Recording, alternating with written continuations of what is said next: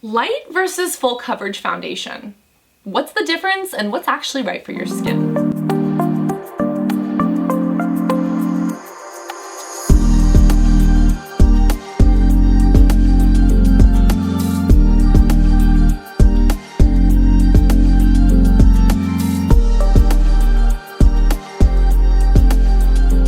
There's a lot of different foundations out there. Most of the time you have to ask yourself the question, do I want light coverage or full coverage for my skin? Let's break down the actual differences from a cosmetic chemistry standpoint, as well as discussing what the differences are for wear, which one is best for your skin and for your lifestyle.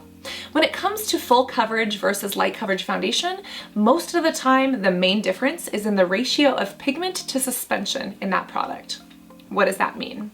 When chemists are actually building out makeup, specifically foundations, they have what's called a suspension. If it's natural, this could be something like aloe vera or a fruit extract, or if it's synthetic, it could be something like dimethicone or a PEG, or other petroleum derivative. This makes the suspension or base of those products.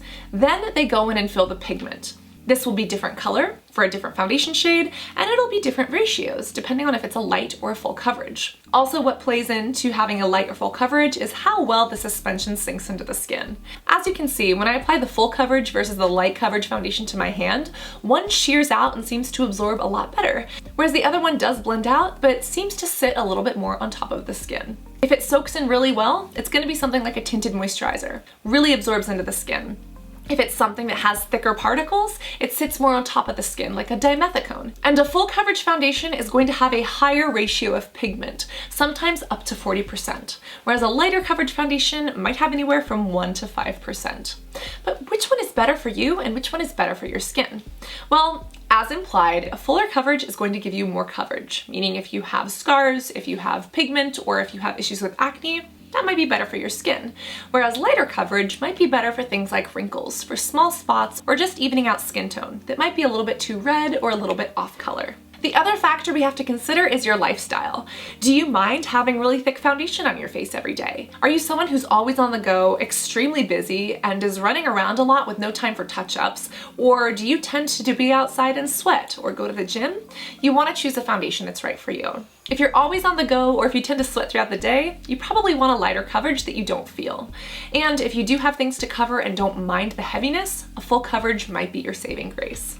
This video discussed the chemistry behind cosmetics, understanding the difference between light and full coverage foundations, and which one is right for your skin.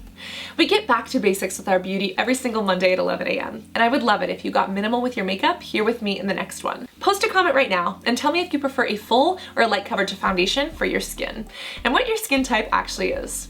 We have some more back to basics videos discussing those as well.